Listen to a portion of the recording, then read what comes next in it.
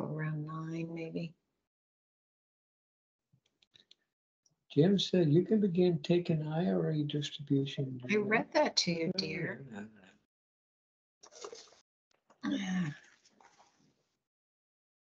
Can you keep that as new, please? Because I'm going to further pursue that. June 14th, 8 to 12.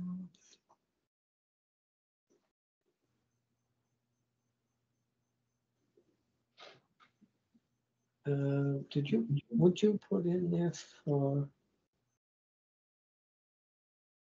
June 12th? Library for me. 12 o'clock. 12:30. Francesco, can you hear me? This is Chuck. Yes, Chuck, I have you in this meeting twice. I know, I apologize. I had no audio, so I had to come back in. Okay, well, we're hearing echo now, so I'm thinking that you have two mics open. Hold on one second. Oh, I do. Hold on one second. Okay. How's that? Is that better? No, it's still there. Hold on.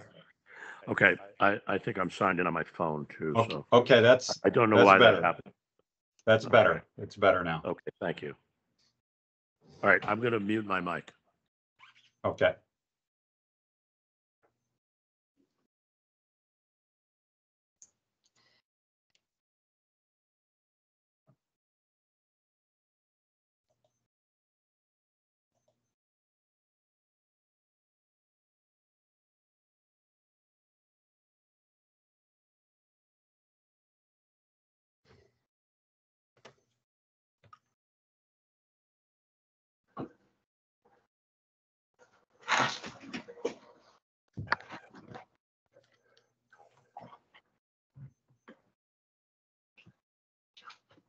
Good evening, Ben's here. Good evening, Ben. We'll be starting shortly. I'm just finishing dinner, so I figured I'd turn my video off.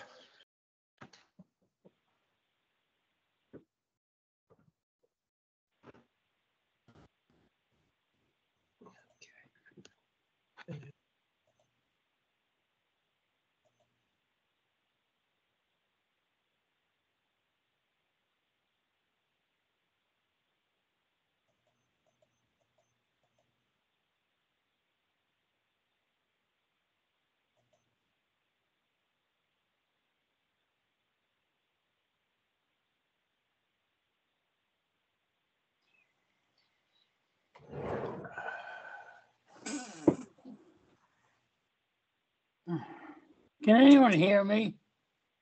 We can. Oh, that's unusual.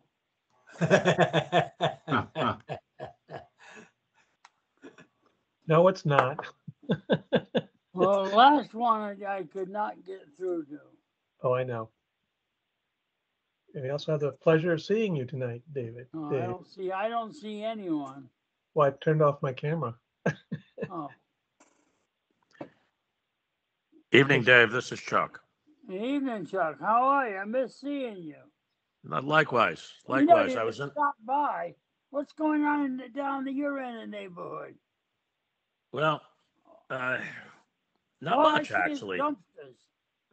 Landscaping. We're doing some landscaping, and I was getting rid of some plants that had become overgrown. So they all went in the dumpster. The dumpster's gone, and the new stuff is planted and irrigated. Oh, good. Well, that's what I figured that you were doing. Good to see you, David. How's your new neighbor? You like him? Oh, wonderful guy. Wonderful guy. He's a interesting guy. He's a cinematographer, and he's got a million stories about some of the celebrities that he's made productions of over the years, and a fabulous guy. Very interesting. I met him 4th of July 2 years ago, and he seemed very nice then. Super nice guy. His wife is lovely too. Great. I'll drag him down there this year. Hey, they got a demolition permit for 100. Oh, is that right? Yep, they're tearing that down. They paid $2 million for it, and they're tearing it down. That is like beyond. You know, what was it, 4 years ago? The previous owner bought it for like five something. Yeah, I would say he realized a pretty good return on his investment. well, he put a new kitchen in. Right. They are going to tear it down. Apparently, Yeah. they're gonna live in the boathouse until they get the front house done. They're taking the pool out and everything. 7 Right. o'clock, gentlemen, 7 o'clock. Okay, we gotta shut up then. Got it, Dave. Good to see you. Good seeing you. Now, how do I turn my camera off? Chuck, would you like to get us started? I want to turn it over to you quickly, Francesco. We've got a ton of material We with do. regard to the residential regulations that we've been going through for the last few sessions. And I would say kick it off. All right, thank you very much. Okay, and I'm just going to keep an eye on anyone that straggles into this meeting once we get started. So I'll have to keep an eye on that, and occasionally that might distract me for a moment as I let people into the meeting. Well, thank you everyone for turning out tonight. We have a great turnout this evening, and I take it you can all see my screen. Is that correct? Yep. Very good. Very good. So let me go over the agenda. You received this agenda. I did add one item, number 4. We'll, as we usually do, we'll take a look at where we're at with respect to the project schedule. Then we'll spend a bulk of our meeting talking about the recommended residential district amendments to which you had an introduction to at our meeting last month. We'll briefly talk about the look back period that we had discussed as well. We did have a request that we received with respect to residential zoning districts, so I'd like to go over that with you, and then we'll talk about next steps like we usually do. All right, so with respect to our schedule, here we are in the process of drafting residential district recommended amendments, and what we have in front of us is, once we come to an agreement as to what we want to bring forward, we will conduct a virtual public meeting to introduce these recommended amendments to the public. And we have that tentatively scheduled for middle of June, but that date is flexible. So let's talk about that at the end of our discussion tonight. So going over the amendments, these should all look familiar to you. I put them in the order, the ongoing order of our amendments, building upon the environmental sustainability and resilience amendments from our previous work cycle. So we keep counting so that we go from 18 to 27 now, and I will walk you through each of those. They were each in the, they are all profiled in the packet that was sent to you, I believe, on Monday.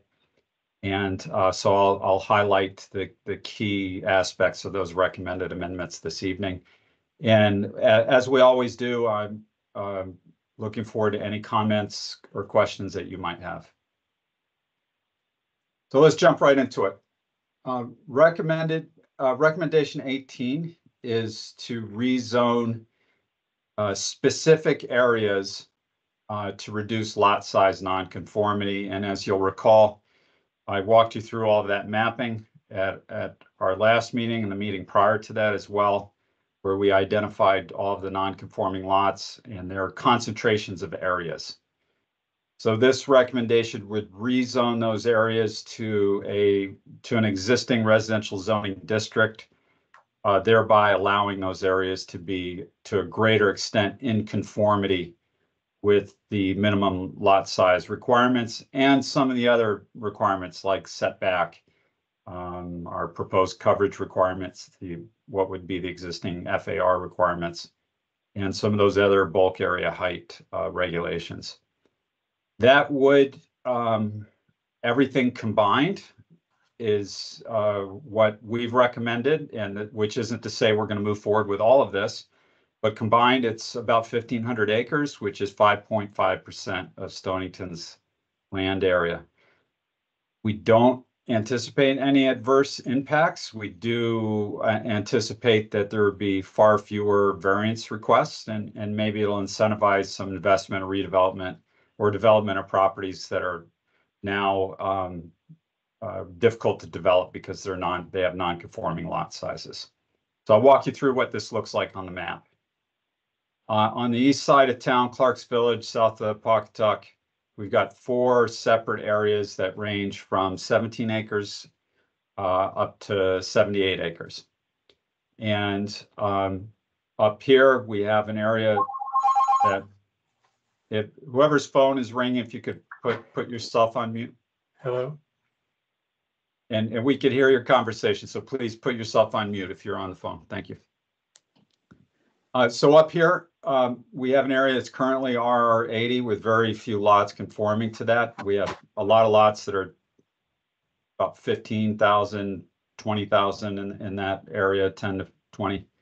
So the recommendation here is to rezone this area, number 1, to RM15. There's an RM15 directly above that area. And so it would be more consistent with the uses allowed in the RM80 and the lot size of the RM15. Down below, we have a small area that's currently RC20. It's far away from the shore, so we don't have concerns about some of the protections, the shoreline protections of the RC20 in this area. That's area 2.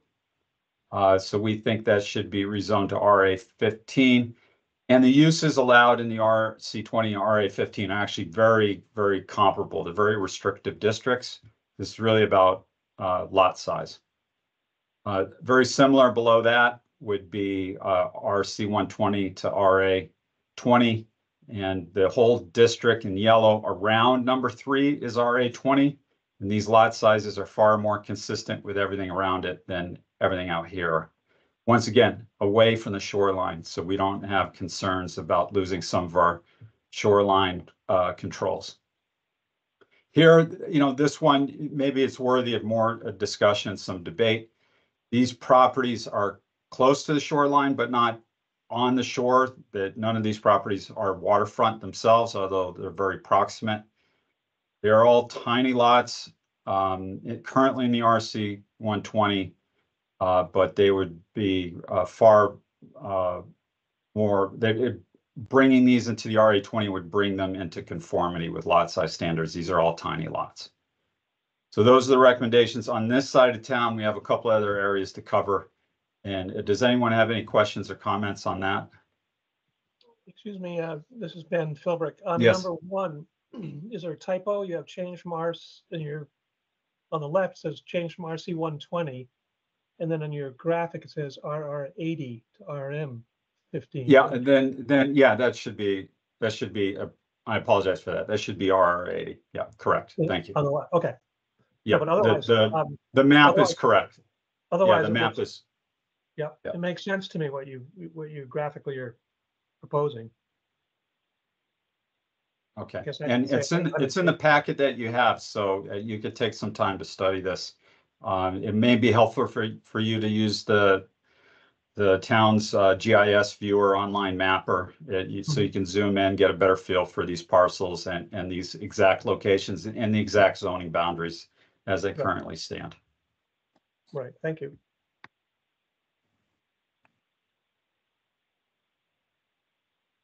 All right.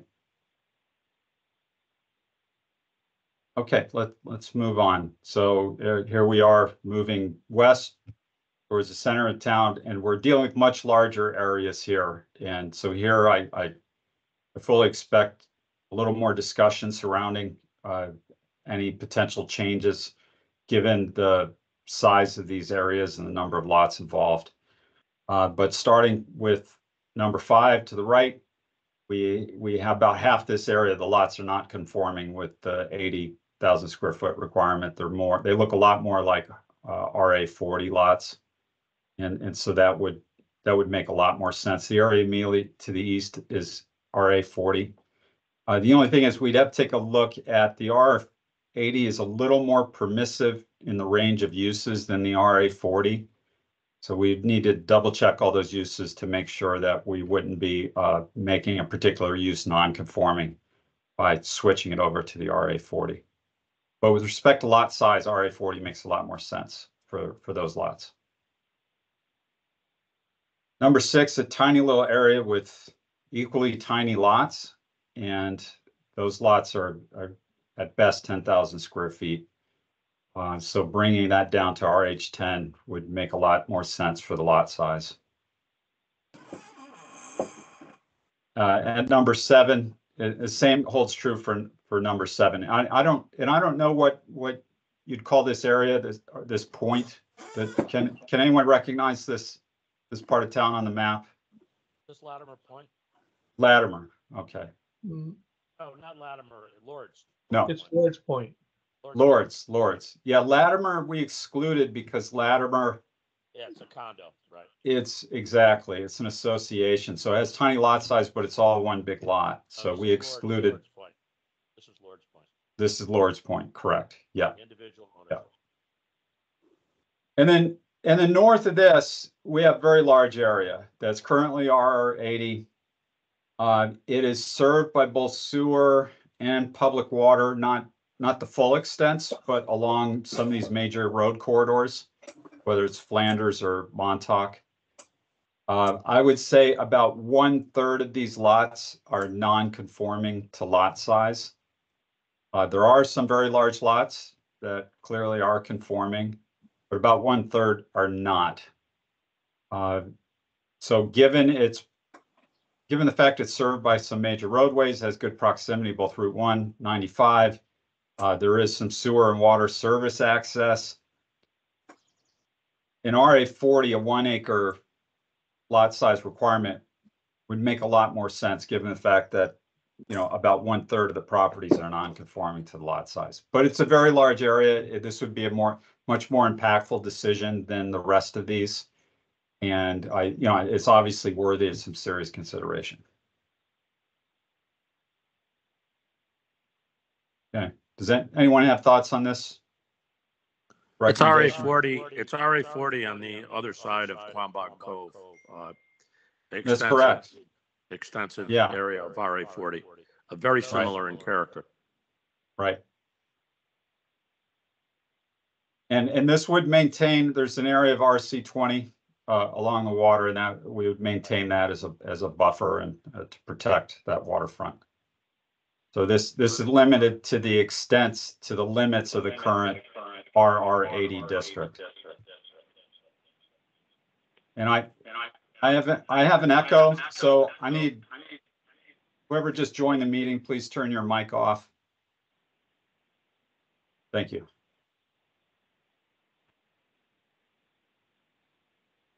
Okay. One more area, and this was brought to us by a resident who owns one or more of the parcels located on West Vine. And this was not in the packet I originally sent you, but I did want to include it in this presentation. I found the correspondence from the resident. There are 3 parcels, and I think you can see them on the map. They're very faint white lines in the blue circle. And those are in the GB 130, and they're obviously part of a development to the south and the east that is all currently zoned RH10. So there's a very big disparity. This would be a fairly minor correction, and we think it's a correction that should be made. Right. It was likely done in error, in just a mapping error. That group of residents or the family or two came before the zoning meeting. This is Ben Philbrick. Yeah. Came before us like maybe 3 years ago, 4 years ago, when we were first starting this, I think, and we basically said, "Can you please be patient, and we'll try to incorporate it during this process." Okay. Right. So it is on my radar. Francesco, this is Lynn. Can you go back to the previous slide, please? Okay, just a second, Lynn. I need to mute people here because we're getting bad feedback. And bear with me. Okay. Chuck, I don't think it's coming from you, so I'm going to leave you unmuted for the time being. Go ahead and mute that one. That's whatever other connection I tried to. Okay. Everything's working fine now. So Lynn, go back to this one. Yes. And I think the echo is coming from me because Okay. I can't seem to be able to talk through the computer. So I have the phone on. Okay. So talking. we need to mute your computer because you're getting some feedback. But go ahead. So I was wondering the RR80, changing that to an RA40. So that's number 5 and number 8. So how many acres remain, if we were to go forward with this, how many acres would remain RR80? And where are they? Okay. The area, I haven't calculated what remains RR80, but a substantial amount, a good share of the town remains RR80. This is connected to a much larger area north of 95, all the way to the North Stonington border. That is all RR80. This entire area to the east is all RR80. What I can do is just run a basic calculation comparing the districts and the proportions of the district as they currently stand and what it would look like if we changed everything for the purposes of comparison. Yeah, I just think that's a pretty substantial number of acreage to change, and it's a big block, and I'm just not sure what the benefit is. That's Montauk. It's North Main, isn't it? I don't know. It's kind of in the center of Stonington. I'm just not sure. Yeah. The others all make complete sense to me. They kind of gravitate towards what their surroundings are, but I can't see the benefit really of the number 8 change. Okay. Thank you, Lynn. And I expected this one would generate some discussion, and it might also help, Francisco, to at the same time you're running those numbers to generate for Lynn the number of non-conforming lots in that area now, which I think there is a substantial number. So that number should also be generated as to how many parcels would become conforming. Right. Thank you. Okay. Any other comment?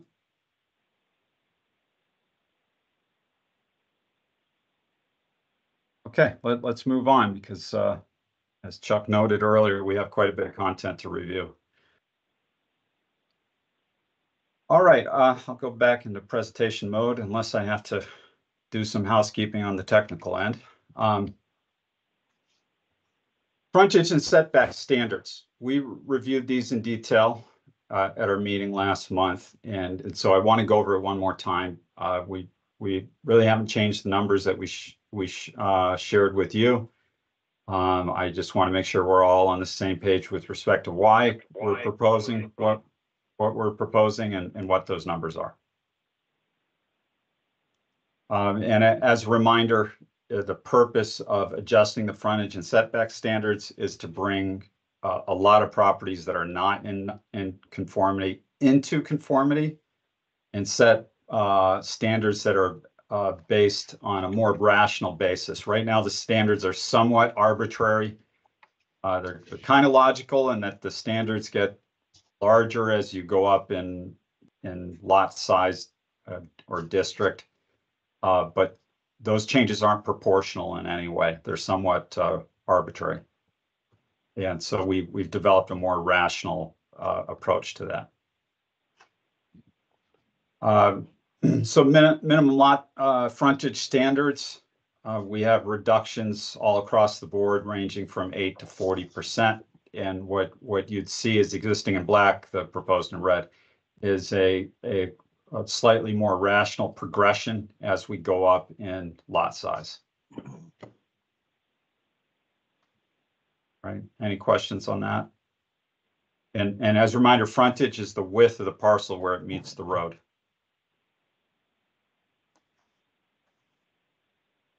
Okay.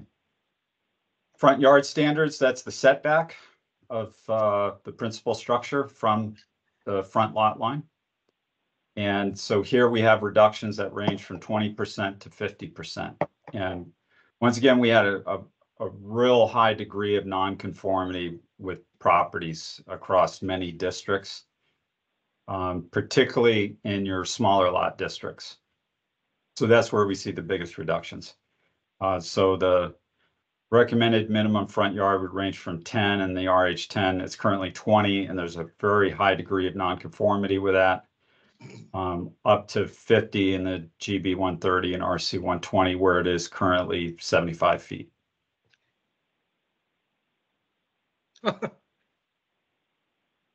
Okay. Side yard. Here, more than anything, we're introducing more flexibility into the standards. So what we're seeing is the reduction ranges from 0% to 50%, because in some districts the minimum side yard setback is 10 feet. So both sides combined equal 20. So we maintain a requirement of a combined setback for both sides on either side that they combine to 20, but we allow one side to be as narrow as 5 feet. That is a standard that's currently in place in the RA15. It seems to be working for the RA15. So we're expanding that standard to the rest of the small lot districts, the RA20, RM20, RM15, RH10. And that would just give way more flexibility to properties to have a little more room on one side of the house for a driveway. If there's a very narrow lot, to be able to get a little closer to lot line on the other side.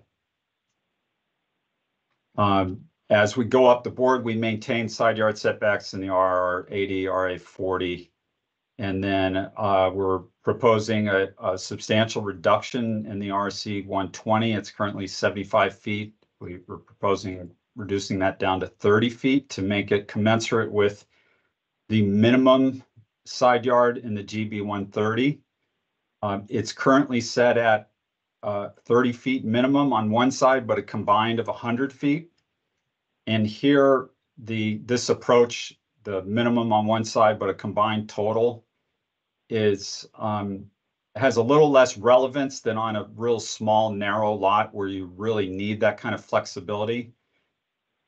Here, there's no particular need to have a setback that's beyond 30 feet. And in our opinion, especially given the size of these lots, we're talking about 2-acre lots or 3 acres lots to begin with. So there's going to be a lot of space on the lot, and there's no particular advantage to having an overly restrictive side yard setback. Francesco, this is Lynn again. Yeah, sure. So I'd like to talk about this in relation to ancillary dwellings, Mm-hmm. which are allowed in the smaller lot districts, correct? Yeah, correct. Yes. So really, what we're saying is that you could have a house and then an ancillary dwelling with only a 5-foot setback, side yard setback from the neighbor. So 2 structures. And I think that's pretty tight. If we're going to increase our flexibility around the ancillary dwellings, I think we have to keep that in mind as we look at this. Mm-hmm. It's almost like, you can't have your cake and eat it too type thing. I think this could Mm-hmm. become very congested. Yeah, I think it'd be worthwhile to take a look at properties in the RA 15 because this setback requirement's already in force in the RA 15. And in addition to that, in the RH 10 and RM 15, you have a lot of properties that have anywhere from a 0 to 5 foot setback because they predate your zoning. And I don't know is it working in those areas? Well, how many ancillary dwellings do we have in those areas? I don't know. Well, what makes an ancillary dwelling or accessory dwelling unit any different than the principal dwelling? Well, it's just that it would be 2 structures on a lot. Yeah. That's the point.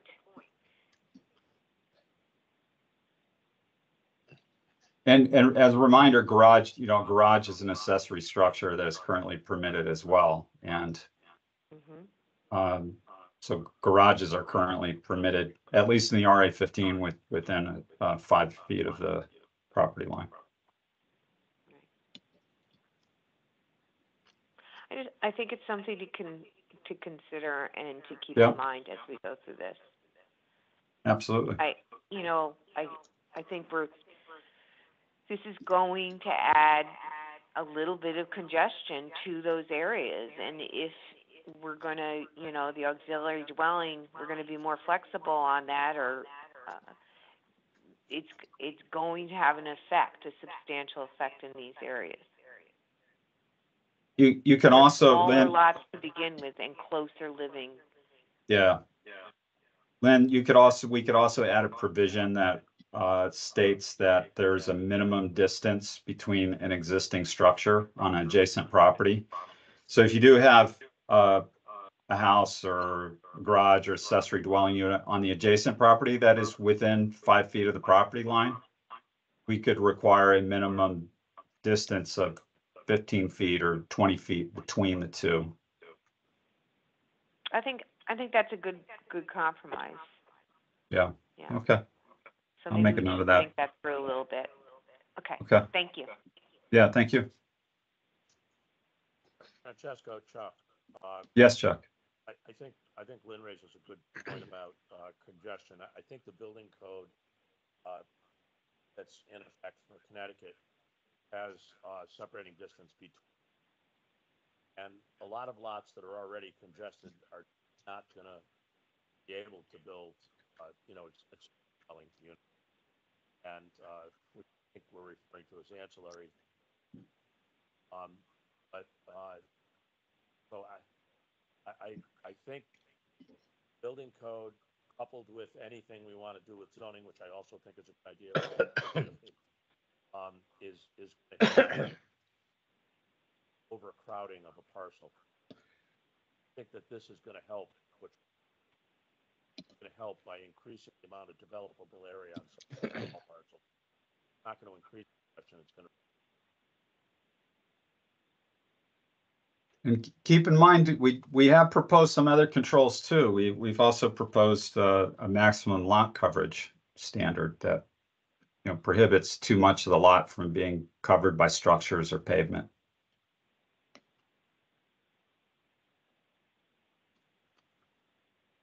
All right, I think I have some feedback from you on that. We've got an idea for how to treat this that I'd mentioned. We'll consider that moving forward, and let's keep moving. Rear yard, I think your rear yard distances are working fairly well for you. Just for the sake of more rational, proportional dimensions, we're recommending that those be on a little bit more of a gradient. So we keep most of them the same, but reduce in the RA 15, RM 15, reduce those by 25% to 30 feet. And reducing the RC 120 primarily because we found a high degree of nonconformity with the rear yard setback requirement.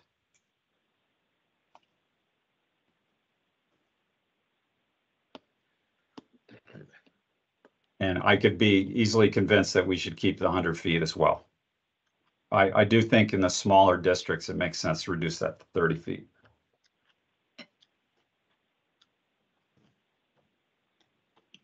Okay.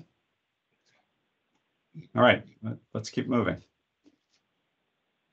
Okay, so the next idea, and this does have some implications for everything that we just discussed, would be to rename and merge your residential districts.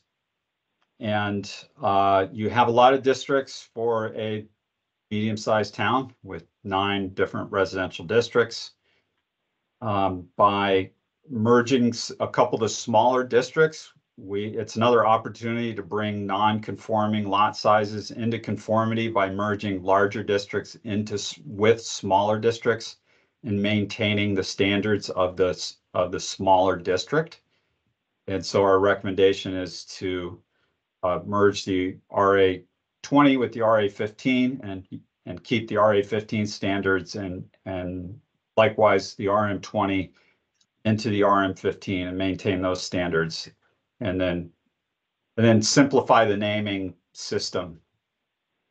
So we'd get rid of some of the M, H, and A's and go with just simple R for most of the districts. The RA districts would merge into an RSF 15. The SF stands for single family because those districts are very restrictive and the only thing they allow is single family. Everything. So simplified naming system, we just have, we merge 4 of the districts down to 2. So you would end up with 7 districts.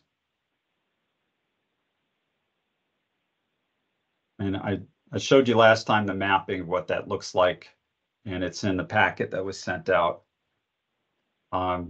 These are tiny little scattershot districts right now. Merging them together with the adjacent districts would really simplify the map. It would look just far more logical and rational, and I just simplify things. Hey, Francisco. Yes. This is Clifton. Hi, Clifton. I just wanted to say thank you for putting this forward. I think this is, out of all of the recommendations, the easiest and most common sense one. Just because, you know, as you stated, merging districts like the RA 20 and RA 15 is still keeping the core essence of those districts while reducing the sizes, decreases the nonconformities. Same with the RM 20 and RM 15. Those are virtually the same district, just different sizes, and we're keeping the same use standards. So overall, I think this one just makes the most sense and absolutely cleans up our regulations. So thank you. Yeah, thank you, Clifton.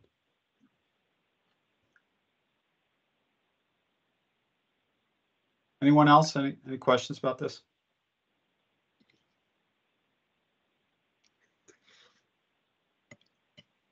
I concur with Clifton's recommendation. This makes great sense. Hard to understand. Okay. You know, this is Ben Philbrick. I agree. I think this is great to simplify it. Okay, very good. Lynn agrees too. Thank you, Lynn. All right, recommendation 21 is to reduce the permit requirement for accessory dwelling units and clarify some of the language. And this is not a very aggressive approach. This is a very surgical approach. Currently, if you want to build a detached in a separate structure, accessory dwelling unit, you have to get a special use permit. We are recommending changing that to a site plan application. You know, you're most concerned about where it's situated on the property and potential impacts to adjacent neighbors. Site plan application do adequate job of policing that. We've also recommended some other minor wording issues that we identified that I'll walk you through. And, you know, the potential impacts, hopefully you have a few more of these built. I know there are some implications and concerns about encouraging the development ADUs and their potential use for short-term rentals. So I realize that might be the one sensitive aspect of doing anything to make these things easier to build.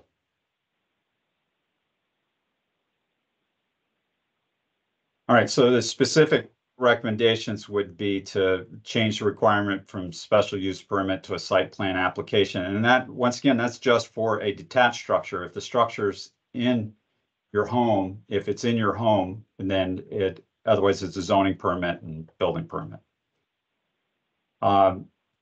We have some awkward language right now. It's basically, we limit it to ensure that it is an accessory unit, and we don't have someone building a duplex or converting a single family into a duplex. We limit the size of that accessory dwelling unit to half the size of the principal dwelling unit. But the current language, the way it's wording, is it's a little confusing if the accessory dwelling unit is actually located in the same principal structure. Because the current wording would suggest that it can be 50% of the entire structure it's located in, which would make it the same size as the principal unit. So we just need to change one word. We need to change it to primary residential unit instead of primary residential structure to clarify that the ratio is between the accessory dwelling unit and the primary residential unit. And that fixes that. And a couple other issues, we have regulations surrounding secondary access doors and external stairs, neither of which are required unless building code requires a second egress, but we leave it to building code and the building officials and the building permit to establish that. We're concerned about where those might be located on the home. Basically, we don't want a secondary door located on the front of the house or external stairs to be on the front or side of the house because we want the structure to remain looking like a single family structure. So that's our concern. So our concern isn't about requiring these or prohibiting them. It's about where they're at in the structure. So we just need to add a little bit of language that says, if provided, make it clear that we're not requiring these. We leave it to building code to establish that. Okay. So a little cleanup here. And that's it. Any questions or comments on this? Again, can you go back to the previous slide? Sure. So I'm just a little confused where it says in the second bullet point, residential districts, and then it lists them, but it doesn't list like the RH40, the RH80. Why is that? Those are residential districts. And So Lynn, is there any way you can mute the audio on your computer and just use the audio on your phone? I think that would correct the feedback issue. You know, everything says the mic is off. Yeah, not your mic, just to mute the audio coming from your computer. That's the issue. Okay, I can try. Yeah, that would help out.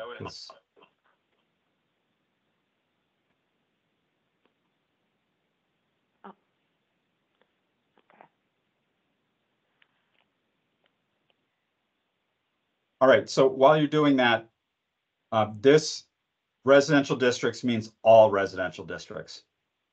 However, accessory dwelling units are also allowed in some of your commercial and mixed use districts. So we identify those specifically.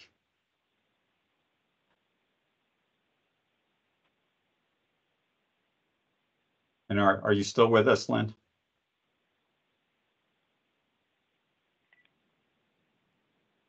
All right, I'll move forward. Yes. Yeah, I've totally lost the meeting, so I've got to log back in. So please move forward, and I can deal with this later. Thank you. Yeah. Okay, and we can hear you clearly now without any feedback, so thank you. Okay. All right.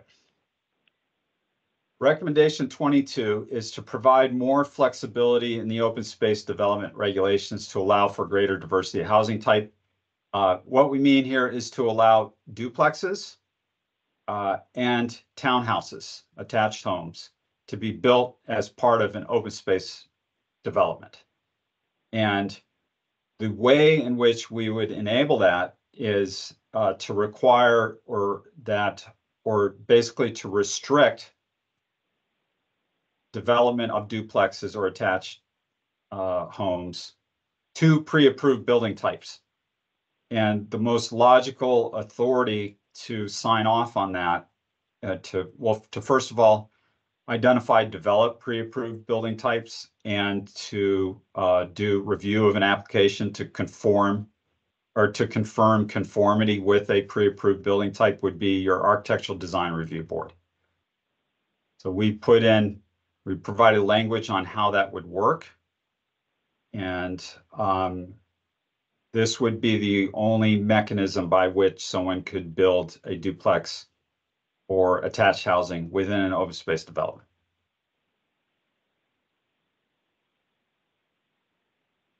All right, and so I'll walk you through that one by one.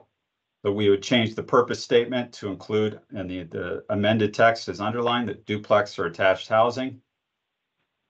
We would describe what those are. And we basically allow it to be built in any combination or in combination with single family homes. We restrict it to only pre-approved duplex and attached housing types. Require review by the Architectural Design Review Board. Require a pre-application review with them. And then a formal submission, and ADRB would have to provide comment on that. And that follows the procedures the way you work with ADRB and the procedures followed for other types of applications that require their review. And then finally, your responsibility as a Planning and Zoning Commission would be, in approving an application, would be to confirm that the proposed duplex and attached housing types are exclusively in the form of pre-approved housing types. And that's essentially how that would work. Any questions on that? So this is Lynn. Hopefully Yes. I don't echo. And we can hear you very clearly, so thank you. Oh, perfect. Sorry about that. So my understanding of the Architectural Review Board, Design Review Board, is that there's suggestions, heavily weighted suggestions, but not mandatory. Yeah. Is that correct? They are correct. That is correct. That is correct. However, they are being asked to provide an opinion on a zoning matter of which the authority rests with you to deny an application if, in their opinion, the application does not conform with a pre-approved housing type. So they are advisory to you, and the authority rests with you to deny an application of which you would have. Right. Okay. So they would not have the authority to deny. They would provide a either a recommendation or basically a statement regarding whether or not the application was in conformance with the pre-approved building types. And then you would, based upon their report to you, you would approve or deny.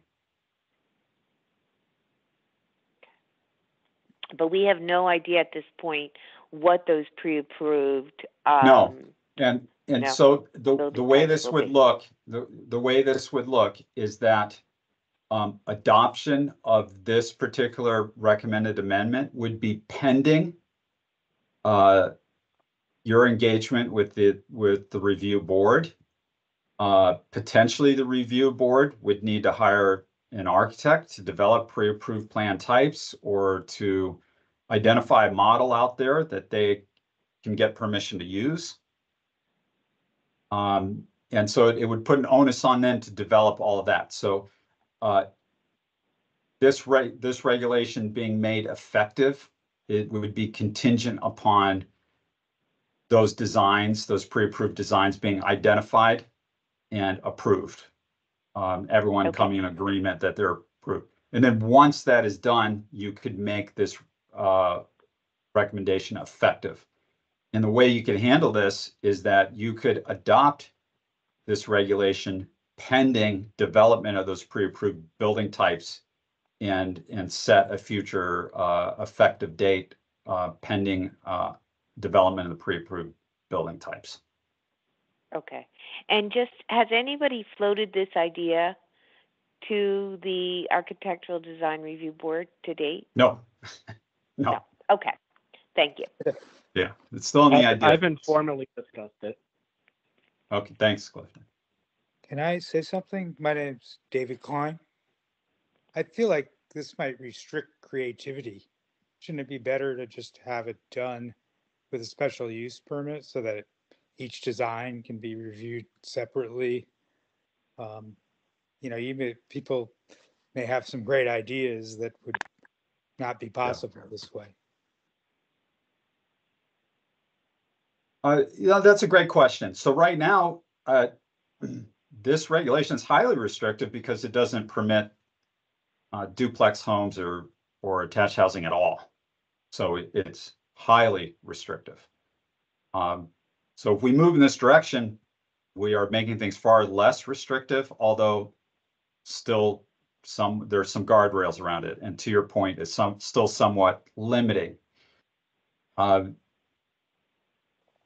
purpose of having the ADRB involved is that they could review an application. Maybe it's based upon a pre-approved building type, but there were some changes made to the design to better fit the site, to better fit local architecture, whatever it may be.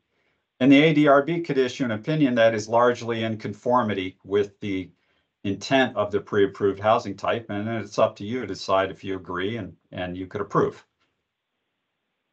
If you recall, and I don't mean to interrupt you, I want the president to have input, but during the workshop session, when we floated some of these ideas to the group participating, we did so after we went through various types of duplexes and showed and quadruplexes and showed different design types. And there was tremendous acceptance of the idea of allowing duplexes and quadplexes if the design fell into a certain category.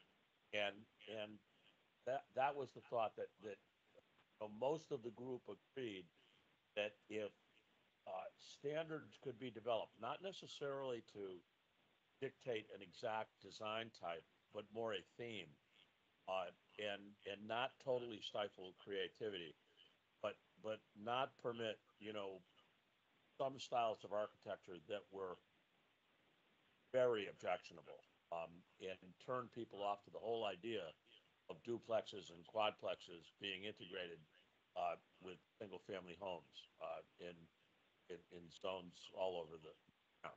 So it was based on that feedback that this idea, which is used elsewhere successfully, was drafted. That those who were present were more accepting if the design was controlled, as opposed to some of the design types that you showed that were very objectionable. And thank you, Chuck, for referencing that workshop. And for those that weren't in attendance, we did a visual preference survey. We showed, 30, 40 images of different forms of housing. And we received some positive responses to some of the duplex and attached housing, and others very negative responses. And that's because the designs varied quite a bit between them. So we understood that the issue isn't necessarily the concept of attached housing or the concept of duplexes, but really the style of those, how they're built, and whether or not they look like they belong in Stonington. The idea of doing something pre-approved, as Chuck described, it gives us a little bit of confidence or security in the fact that you won't get something that's completely inconsistent with your expectations. So I think one of the things to make I would simply say that I think the idea of not totally stifling creativity is a very good one, because there are a lot of talented architects that can come up with a good approach. But defining a theme is something that I think the public expects, and seem to view whether they would accept the idea or not. And so that's what we're trying to do, is to exercise some control, but not total control. So Chuck, this is Lynn, and I think what's really important here is that when whoever goes to the architectural design review board and says, you know, we want you to come up with, you know, X number of approved type of designs, right? That they comply with the input that we have gotten from the public meeting, and don't go off and say, well, to round things out, we should have XYZ, which in the public meeting was not viewed favorably. So I just think it's very important that if we go forward with this, that the Architectural Review Board understands the constraints in a way that the public has said, yeah, this works, but only if we have these type of designs. And you know, we got to make sure that happens. I don't disagree, and I also think Mr. Klein has offered a very good comment, and I think we ought to somehow work into this that while the design expresses a theme, it should not totally stifle creativity. So right. That should be the charge to the Architectural Design Review Board. You were key in developing this recommendation, and I think it was a good one.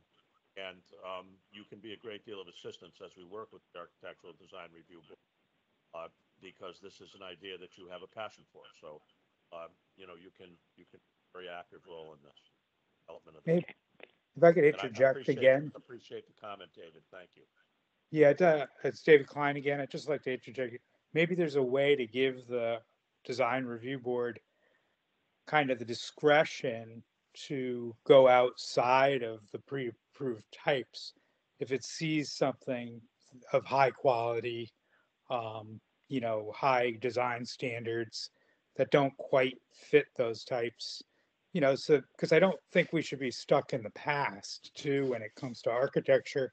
It's good to have a mix, you know, and I've seen a lot of stuff done in a traditional style that's very cheap looking, you know, cheesy, frankly. You know, a lot of it's subjective too, but, you know, you can do it high quality, you can do it attractively, whether it's a traditional, an older look or a modern look. It's kind of all in the execution. So I think we need to give the design review board that discretion so that people can come with innovative things and you know, appeal, you know, for approval, whatever it might be. I think it's an outstanding suggestion, and we'll take your idea forward. And I do think it'll be a better regulation if it does allow the design review board to have some discretion on creativity. For, as you say, an exceptional design that's brought forward that may not fit into one of the categories that's been specified. A very good suggestion, David. Okay. Thank you. Let's move forward. So recommendation 23 also involves duplexes and triplexes, not attached housing, but duplexes and triplexes. And this is outside of your open space developments. This is in the residential and commercial districts where both duplex or triplex housing is permitted. And in your residential districts, you allow only duplexes, and those are allowed in the R80, RA40, RM20, RM15, and the RH10. And then in your commercial districts, a few of your commercial districts, you allow duplex and triplex housing.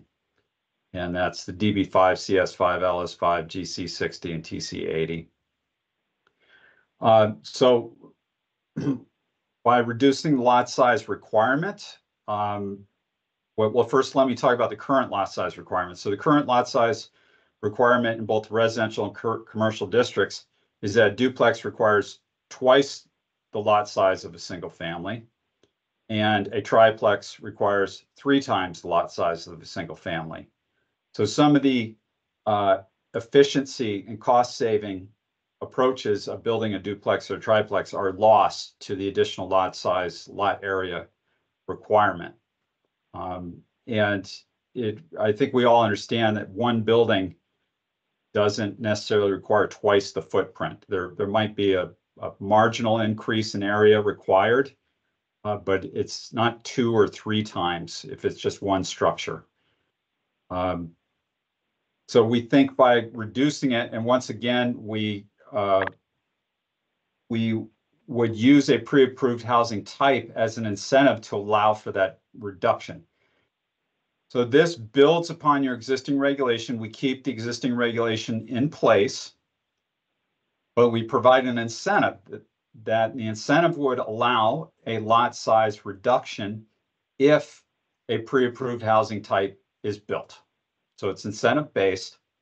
We keep the existing standard in place. If you're not using a pre-approved housing type, you have to provide 2 or 3 times the lot size area as required. But if you do use a pre-approved type, then you could build on a lot the same size as a single family house lot size.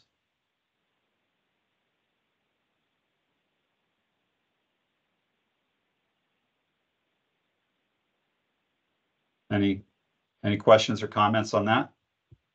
This is Ben Philbrick. I think that makes a lot of sense by having that dangling the incentive. Right. Yep. And as a reminder for those that might be concerned about, one of these being shoehorned into a small lot and the rest of the lot being covered with parking, we have proposed a maximum lot coverage standard that would prohibit too much of the lot from being covered with pavement. So we have some other controls that might end up requiring that the lot size be larger than a single family lot size to accommodate parking and any other accessory structures that would serve the building.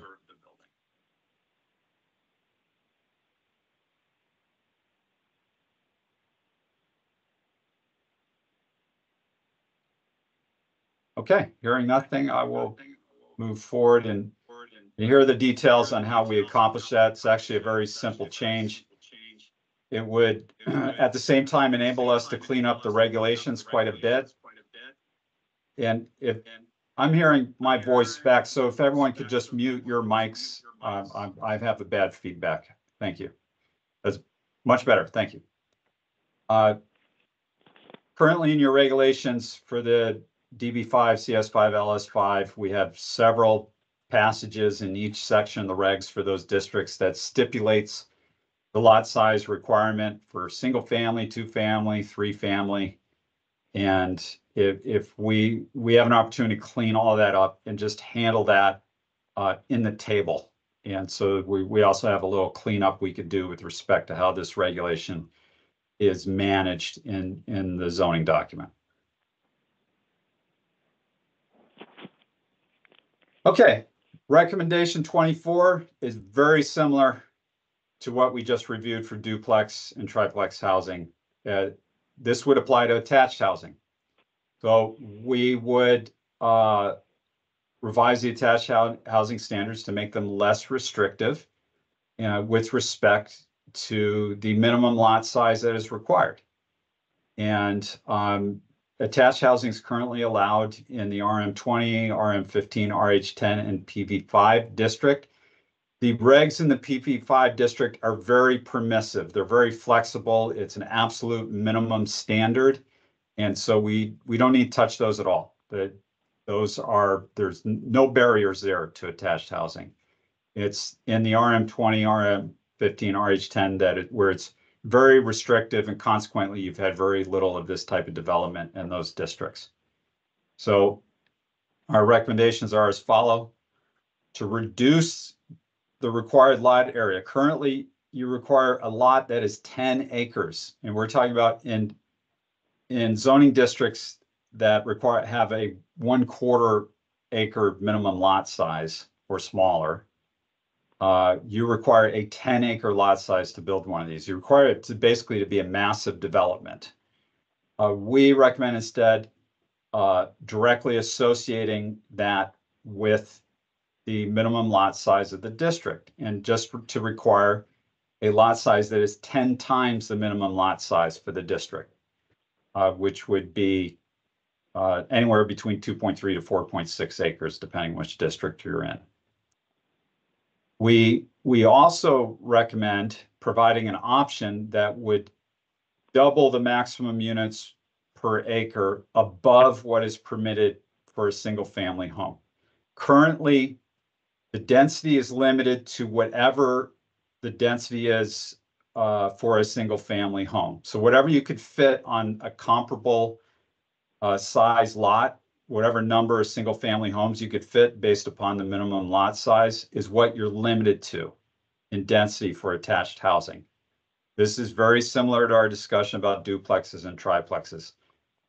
An attached housing building with 4 units has a much smaller footprint than 4 single family homes. So it doesn't make as much sense that we require the same size lot. So once again, we would allow the density to be doubled if a pre-approved housing type, attached housing type is selected. So it's an incentive to use a pre-approved housing type.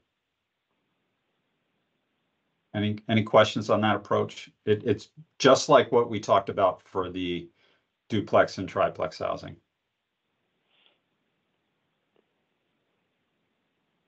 Just one comment. I think David's comment earlier with regard to allowing some degree of creativity in the pre-approved housing type approval, it should be applied to this as well. So that Understood. Same, taking that idea forward in this context as well. Okay, thank you. Moving down the line, there are 4 separate open space related requirements. It's an incredibly complicated regulation that you have for attached housing. It's almost like you don't want any of it built. So there are 4 separate types of open space requirements, only 2 of which are defined in the zoning regulations. The other 2, I guess it's institutional knowledge as to what exactly they are. In short, in summary, there's the basic requirements are, you have a basic requirement that each unit have a certain amount of private open space that is for the exclusive use of the residents of that unit. That's the basic idea. You call it integral lot area and design open space, none of which are very intuitive. We recommend merging those 2 requirements together and calling it private open space requirement, which I think is a little easier to follow and understand. Similarly, and let me jump ahead. Let me just jump past these 2 because this is related. You also require a common open space, and it's described as recreational open space and other types of open space. So we recommend just merging those 2 together and calling it a common open space requirement. And the idea is that's open space for use by all the residents of the various units in the structure or in this of the development itself. So merge, instead of 4 separate open space requirements, merge it down to 2 and be clear about with the distinction between private open space and common open space. So we provide all the details for that. And we provide minimum amounts of landscaping, which is I think it was one of the original intents of the regulation, the way it's written, to ensure that not everything's covered with patio or tennis court. So we require minimum amounts of lawn and landscaping. You see, Lynn is joining us again. Letting Lynn in. All right. Okay, so I skipped by number 4, number 5. The units per building are currently limited to 4.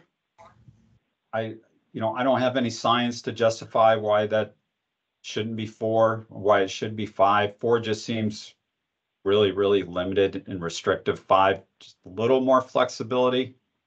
So I've just dipped the toes into the water of being slightly more permissive by allowing 5 units instead of 4. In the PV5, it's 10 units per building, 10 adjacent units per building that are allowed.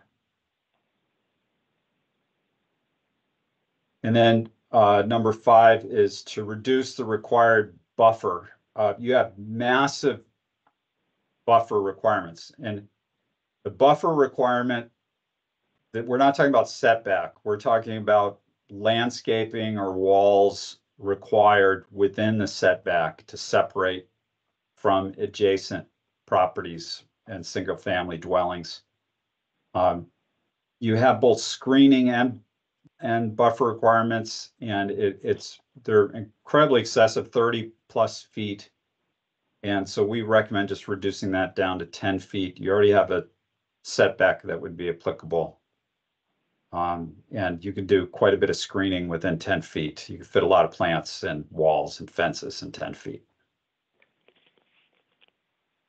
We don't want to treat these like they're industrial properties, right? They're just residences, like all the adjacent residences. They're just a different type of structure, but they're not, we don't want to assume that these are nuisance uses.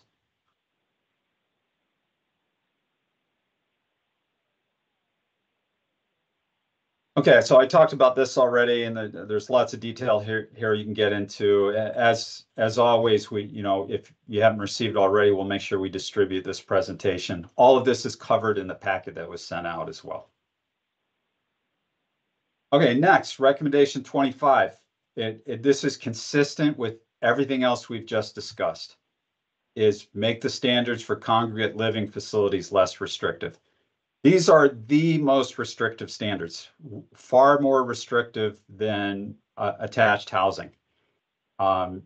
These facilities are really treated like they are potential major nuisances, which just doesn't make a lot of sense to me.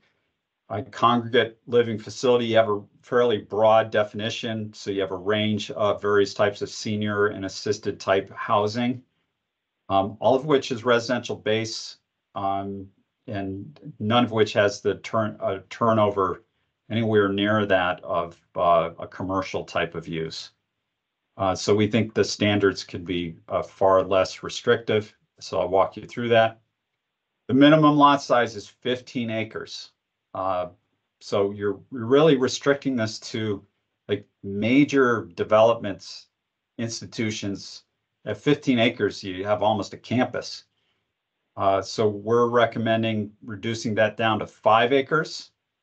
I don't know that it has to be 5 acres is the magic number. It just seems like a reasonable reduction.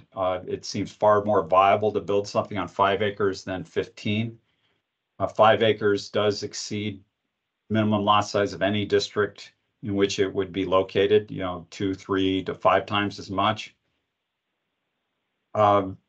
Reduce the yard requirement to twice the yard requirement of the district. Here we're talking about setbacks. Right now the setbacks range, they're like up to 100 feet for some of the setbacks. So let's just make it proportional to the district in which it's located, and have the setback be larger, but just set a ratio that it's twice the setback of a single family home in the same district. Replace the buffer requirement. And we have a lot of work to do on buffers and screening, which we're going to do when we get to site design standards. We're going to take this head on. There's a lot of work that needs to be done. You have really wide ranging standards. They're all over the place. Buffer and screening are used interchangeably. They're overlapping. There are a lot of inconsistencies. And so this this is worthy of one meeting itself. We could spend a meeting talking about what it is that we really need to require and what it is we really need to protect properties from. So for the time being, and we could do more work on this, but for the time being, replace the current buffer requirement with a screening requirement and apply that screening requirement only to side and rear lot lines. Right now, there's a buffer requirement on the front yard. So the front of these buildings are apparently supposed to be screened as well. And reduce the screening requirement to 50% of the required setback, or a minimum, or 25 feet, whichever is less. So that the screening requirement is proportional to the required setback up to 25 feet. And, if you can't screen within 25 feet, then you're just not, you're not designing right. We would also we recommend removing one reference to a minimum independent living space size that which we didn't catch. We really should have changed this in our first phase. We missed it. And Public Act 2129 prohibits us from requiring a minimum living unit size within zoning regulations, so we should get rid of that. Let building code control and the market control how big the living spaces are. All right, any questions on these recommendations? Francesco, it's Lynn. Yes, Lynn, please. Can you go back to the last Yeah. slide? Yep. And this has to do with the whole screening versus buffer. Yes. I think, and I think you said you were going to reduce the buffer requirements. The slide before that, I'm sorry, before we got to the congregate living facility, the next, yeah. You said, yeah, here. You were going to reduce the buffer requirements, and you said that will allow, reduce the required buffer to 10 feet for side. And you said, I believe, that there's also currently a screening requirement. Did I hear you say that correctly? Currently. There's this, and so now we're talking about attached housing. Yeah. I believe in the attached housing regulations, it's just a buffer requirement that it's a little convoluted because your buffer requirements have basically screening requirements. The buffer has to be comprised of some sort of planting, wall, etc. Right. So this is what I talk about when there's a lot of overlap and some messiness regarding buffer and screening. And we have to do a lot of work on this because they're really trying to do the same thing. In the case of attached housing, if I remember correctly, it's called a buffer requirement, but screening elements are required. When we go to a congregate living facility, there's separate buffer and screening requirements with separate distances or widths or depths required for those. So it's this overlapping, very, very unnecessarily complicated screening requirement. And we recommend just simplifying it with a basic screening requirement, or you could call it a buffer requirement that essentially requires screening. Okay. So I think when we have our focus conversation about buffer screening and how we're going to tighten that language up, yes, I think it would be important to have kind of a reference to the proposed changes, like recommendation 25 and 24, that this is so, because we're linking them now, right? Yes. So I think it's important to kind of categorize it that way and have that link when we have that very focused discussion. Because I agree, it's confusing as all get out. It's very confusing. So that's just a lot. Thank you. Thank you. It's a fantastic idea, and absolutely. One this is going to be an iterative process. And so as we get further down the line, may have to come back to some of these and make some adjustments based upon decisions we make later on in the process. All right, let's move on. This is an easy one. We've kept it simple for now. I opened up discussion last month about whether or not the right number of animals are allowed. For the time being, we're recommending we just clean up the language or remove some language. The way your keeping of domestic animal reg is written, and we talked about this last month, it's written so as to suggest that you cannot keep a domestic animal on a lot if it does not meet the minimum lot area standards. That's how it's written.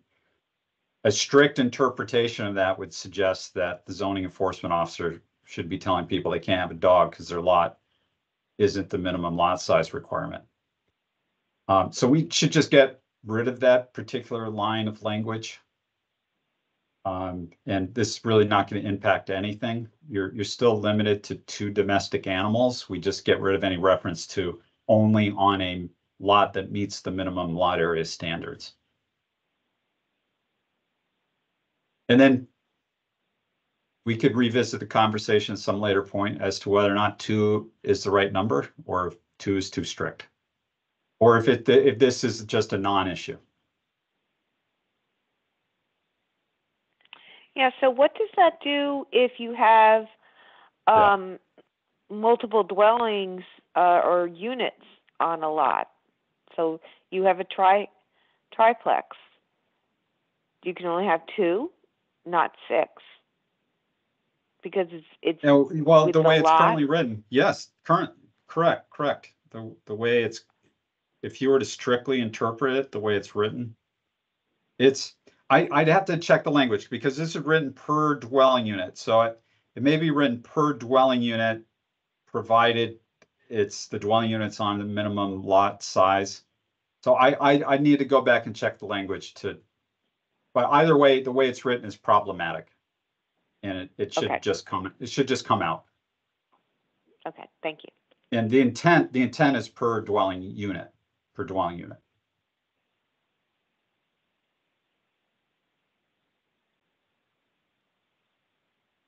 Okay, any questions on it? This is very straightforward. All right, it's just housekeeping, really. And then, so there's the rest of it. That's what it would look like.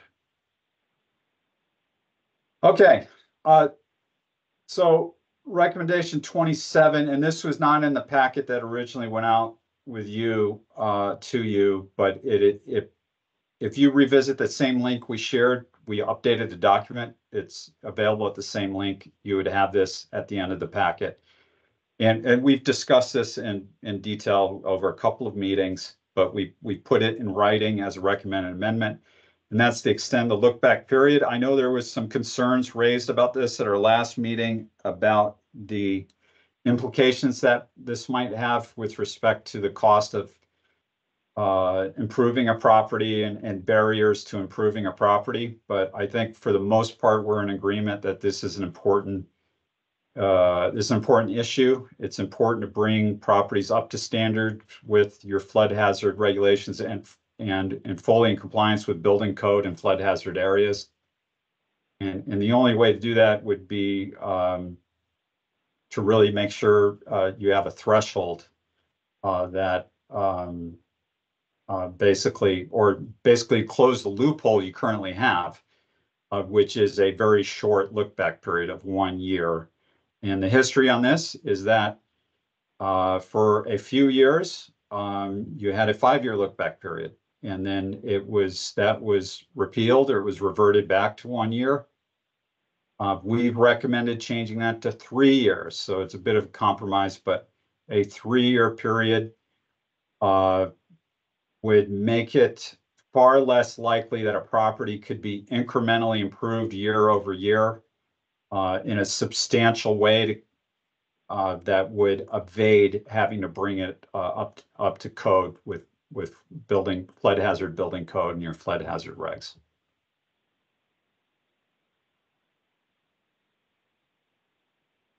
And this is in terms of actually change the amendment itself. It comes down to one word that would need to be changed, and that's in your definition of what constitutes a substantial improvement. Is change 1 to 3. That's it. But huge implications, but a very, very straightforward amendment to the regulations themselves.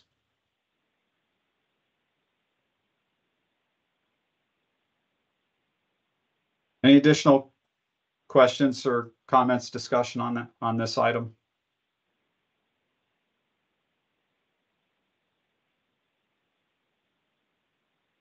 Okay.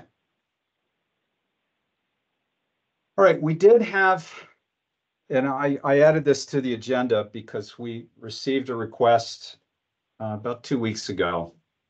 We received 2 requests from a resident. One of them applies to commercial districts, so we'll visit that in our next work cycle. We did have one request regarding the GBR 130. Churches and places of worship are currently not allowed in that district. They were not allowed. It's not a change that we made. They simply have not been allowed in the GBR 130, and they're currently not allowed. Apparently you do have a church in the GBR 130, the First Congregational Church, and they apparently have an interest in potentially expanding some of their operations to be able to host weddings and gatherings and that sort of thing. But because they're a non-conforming use, they can't expand beyond their sanctuary. I don't know. We have not looked into how many churches that you do have within the GBR 130 or RC 120 where churches and places of worship are also prohibited. We did review the requirements of the Religious Land Use and Institutionalized Persons Act. It's a U.S. Department of Justice ruling, which is applied to or effective on zoning, municipal zoning regulations. And the ruling basically says that you can't be overly restrictive of churches. You can't outright prohibit or ban churches from your town. You can't place onerous requirements on churches so that they become just completely infeasible to build, even if you do allow them. You basically have to treat churches like any other use that has similar type functions and activities. So you have another use that has social gatherings, large meetings. You have to treat churches in the same way that you treat those uses. So if you allow those types of uses in zoning districts, you should allow churches in those same zoning districts. Now, we reviewed your regulations. We don't find them. There are about 4 or 5 different key provisions of this Justice Department ruling. And we find that the town is largely in compliance. So we don't see any major red flags for compliance. Just because you don't allow them in a couple of residential districts alone doesn't mean you're non-compliant. So we don't think there's a problem here from vulnerability to lawsuit based upon this Justice Department ruling. However, a case could be made that because you allow recreational facilities and other civic facilities and schools in both the GBR 130 and RC 120, and that those uses are fairly intense, then they have large gatherings of people, assemblies of people, that you should likewise allow churches and places of worship in those districts, because you allow recreational and civic uses. So one could argue that. They would have to argue that in court, of course. So my opinion on this is that you're not in a position where you really need to amend your zoning regulations to allow churches in these districts to be fully in compliant with the Justice Department ruling. But it's something you might want to consider. And so with that being said, I'd love to invite any of you to comment on this. If you have any thoughts as to whether or not churches should be in allowed use in these districts.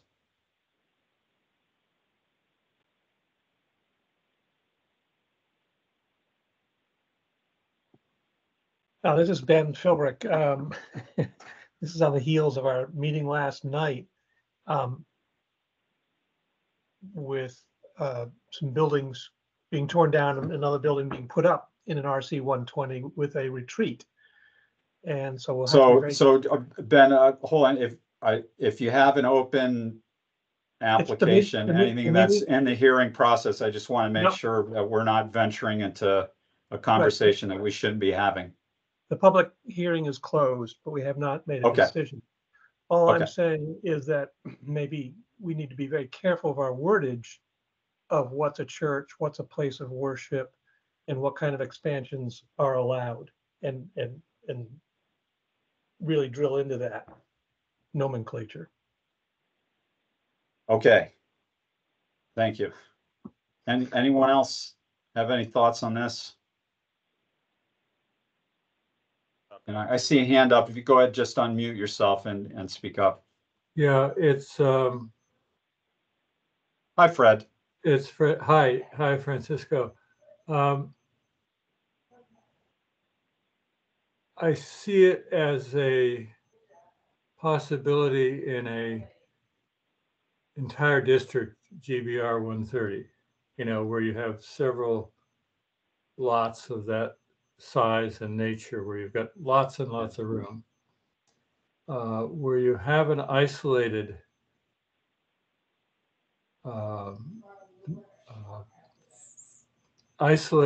property that's zoned GBR 130 or RC 120 in a otherwise tight residential district, then it's a horse of a different color. And I think I mixed my expressions there. So I think you have to be very careful about how you do that, because the situation Ben refers to is a real problem. Yeah. In a small neighborhood, a neighborhood of small properties. Let's put it that way. So we're going to have to be very, very careful if we go down this path about defining it in a, if you've got a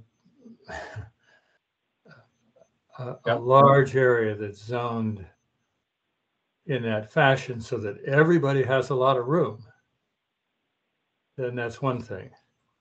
Right. Okay. That's the only point I want to make. It's not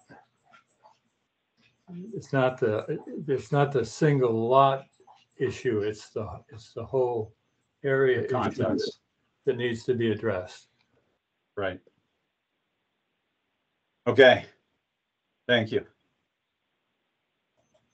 If you were to move in the direction of making this an allowed use, you can put a lot of requirements in place. You could require a substantial lot size, and you can make this, basically you put requirements in place, similar requirements that are currently in place for your congregate care facilities, where you have these incredibly restrictive standards that really limit to where these could be located. So you could have you could require a lot size that's 10 acres, which would be 3 times the size of the minimum lot size for this district, to ensure that it's not developed in an area that is more densely settled. Require fairly substantial setbacks, screening requirements. So there are some other controls that we could put on this.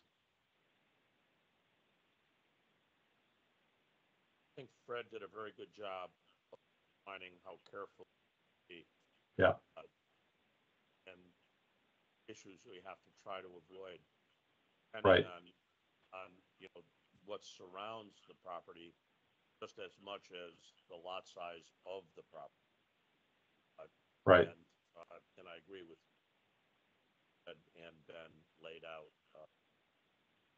with. I do think shouldn't be overly restrictive. Should be careful.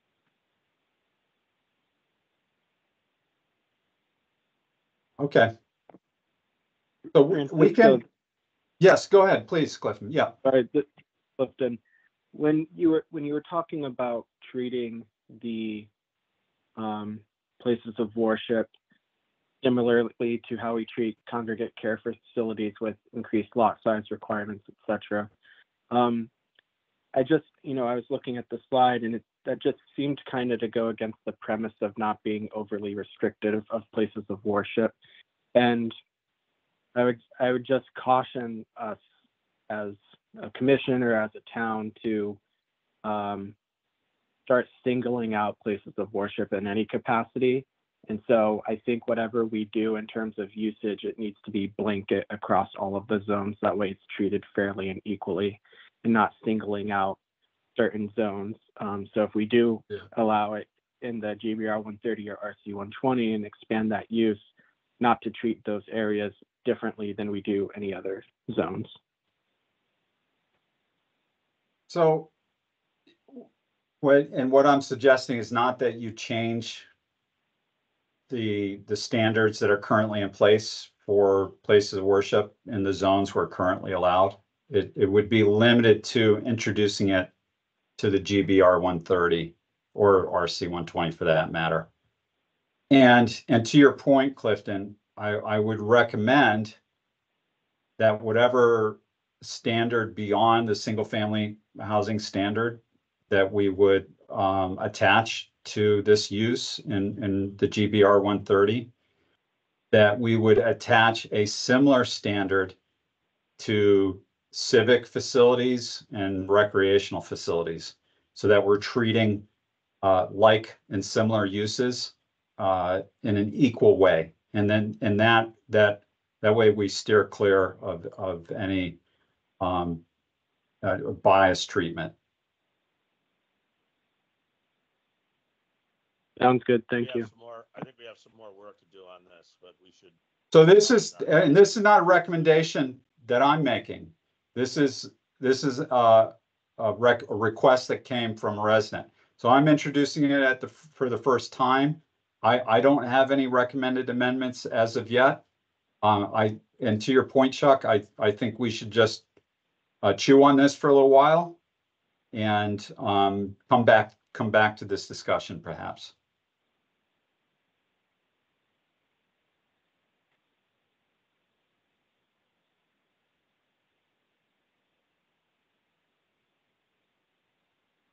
Okay, any other questions or comments on this? Okay, very good. So our next steps, I'll take the feedback I received from all of you this evening, and we'll revise the recommended amendments. So we'll update that document, recirculate that. As I mentioned, we'll circulate this presentation. And then we need to schedule and conduct a public virtual presentation. We have some flexibility with this. It's on our timeline. If you're more comfortable conducting a public presentation following our meeting next month, then we could identify a date and time following that meeting. If you're comfortable moving forward with what we've developed to date and any minor changes that we do make to it based upon our discussion, then we could potentially identify a time frame now for that virtual public presentation, and that would potentially be sometime in June. All right, so let me go ahead to the calendar. We can look at the calendar. So our next regular meeting is June 26th at 7 p.m. It's the fourth Wednesday of the month. And, we've been conducting those virtual public meetings as a separate meeting from our regular meeting, so that it frees up our regular meeting to keep everything else moving forward. These meetings are really intended to invite the public in, to be as transparent as possible, and to document the recommended amendments that we intend to carry forward. So that said, I'm receptive to any thoughts anyone has on timing of that. We're getting close to the end of the school year. I don't know if that really factors in the beginning of the summer, if people are concerned about getting people's attention. What you offered earlier was, do we need another update meeting in advance of the public presentation? Is that what you suggested? I'm sorry. Yeah, are you more comfortable with holding the public presentation following our meeting next month, after we've had a chance to review things one more time? Or would you be comfortable moving forward with a public meeting prior to our meeting next month? Assuming, of course, we make these changes in a timely fashion, distribute them to you have a chance to review and give us the thumbs up to share it with the public. I think we've received some fairly substantive comments from members of the public tonight, and just from my perspective, I think another update meeting before the public presentation. I think we're close, but I think we've got some. Okay. Yeah, I mean, we don't need to rush it. We're on our own timeline here. I'd like to hear from others, but my own feeling is that fairly substantial issue, and the update with clarifications meeting, I think would be.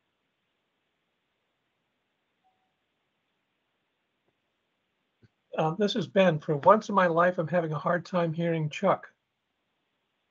Yeah, it's the volume's real low, but in case you couldn't make it out, Chuck said that we talked about some substantial items that are probably worthy of one more discussion, and he seems to feel more comfortable holding the public presentation following our meeting next month.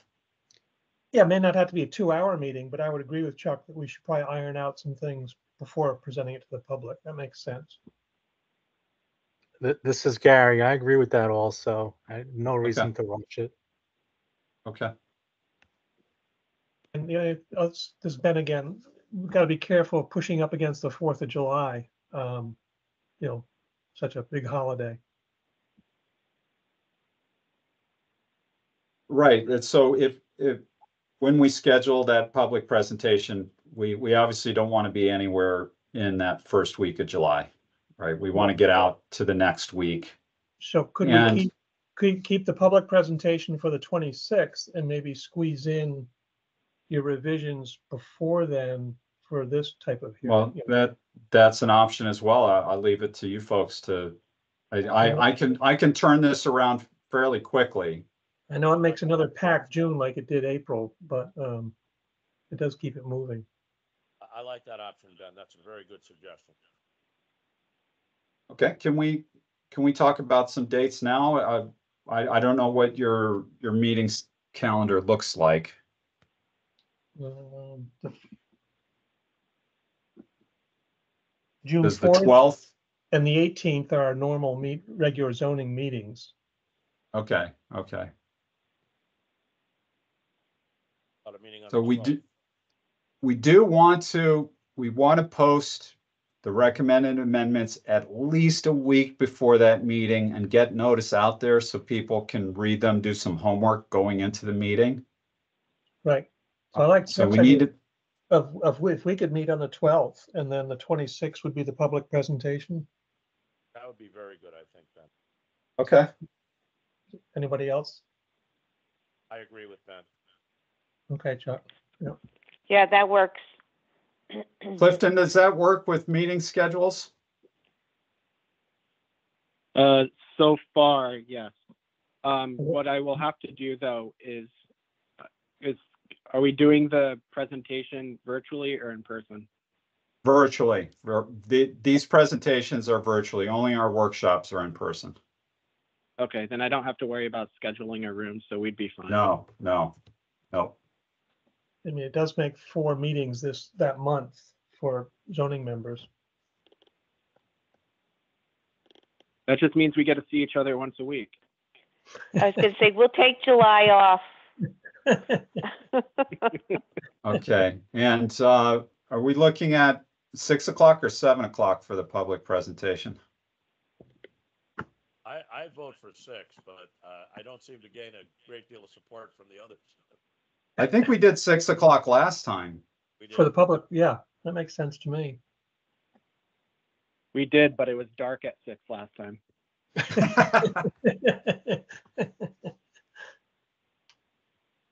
6:30? I don't know. Leave it at 6. That's fine. It'll be light out this time. 6 is good. I think it's better for the public at 6. That's the trend with all these commission meetings, is doing them earlier. So we'll do the special virtual meeting on the 12th at the normal 7 to 9, and then the public presentation the 26th at 6 p.m. Fine with that. Correct. Correct. Okay. Sounds good. We just have to remember that. Just have to remember we're at 6. We'll prepare the agendas, and we can start, sharing that around earlier. And I'll get you meeting links as well, Clifton. Perfect. Thank you. All right, that concludes my presentation. Chuck, do you have anything else you'd like to cover?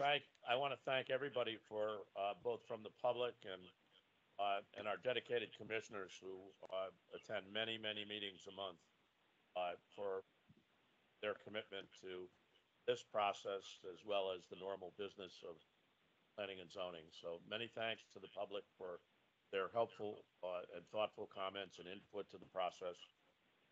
And I welcome them to both of the upcoming meetings, to attend both of the upcoming meetings, and look forward to seeing everyone at our next regular. Thank you all. With that, I think we can adjourn. Thank you, everyone. Thank you. Thank you, Francisco. Good night. Thank you.